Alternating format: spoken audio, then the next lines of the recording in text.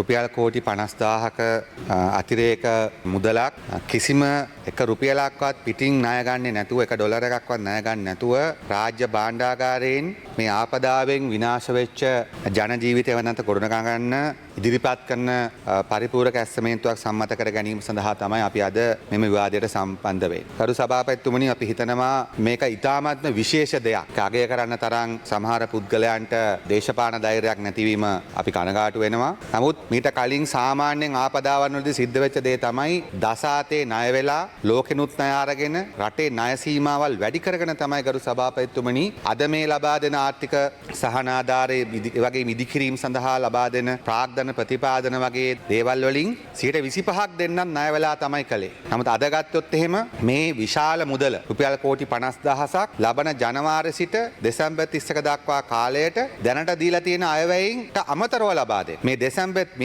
31 දක්වා තව අපි රුපියල් කෝටි 7,200ක් කියන්නේ සයික්ලෝන් එක 27 28 දෙසැම්බර් 5 වෙනිදා ඉඳලා තව මේ දවස් 25ට කෝටි 7,200ක් දුන්නා. මේ එන කෝටි 50,000 ඊට අමතරව. ඒ නිසා අපි සතුටු වෙනවා. ඒ සියල්ලම කරන්න පුළුවන් වෙලා තිබෙන්නේ ඇත්තටම අපි ඔක්කොගෙම දායකත්වයේ ඉන්න බවත්. නමුත් මුදල් අමාත්‍යාංශය. මේ මුදල් අමාත්‍යාංශය හරියාකාර මුදල් විනයක් ඇතුව උමනාවෙන් කටයුතු කරපු නිසා තමයි අද අපිට රටක් විදියට මේ පාලම් හදන්න බෝක්කු හදන්න 25,000 දුන්නේ නැහැ කියන්න පුළුවන් වෙන්නේ ඒ නිසා. නැත්නම් 3,000 දුන්නේ නැහැ 5,000 දුන්නේ නැහැ කියන හිටි 25,000 දුන්නේ නැහැ කියලා විවේචනයක් කරන්න හරි වෙන්නේ 75,000 දුන්නේ නැහැ. කරු සභාපතිතුමනි, හැම ඔය ආපදාලක් වෙච්ච හැම ගෙදරකටම වගේ 75,000ක් ලැබෙනවා. පාසා දරුවන්ට තව 25,000ක් ලැබෙනවා. ආපදාලක් වෙච්ච ගෙදරක දරුවෙක් හිටියනම් ඒ ගෙදර ලක්ෂයක් ලැබෙනවා ඒ දරුවාගේ 25,000ත් එක්ක. ඒ නිසා අපි කියන්න කැමති එහෙම ඒක ලැබුන්නේ නැහැ කියලා විවේචනය කරන්න පුළුවන් වෙන්නේ අපි මේ රට අවුරුද්දක් ඇතුළතදී බංකොලොත් රටක් අරගෙන කරපු නිසා. ඒක තමයි ඇත්ත. මේ මුළු අද මේ කොම කතාවල ඇත්ත ඒකයි. ඒක අපි හිතනවා මේ පිළිබඳ අඩු ගානේ අවබෝධයක් තියෙන අයවත් ජනතාවට ඉදිරිපත් කරන එක හොඳයි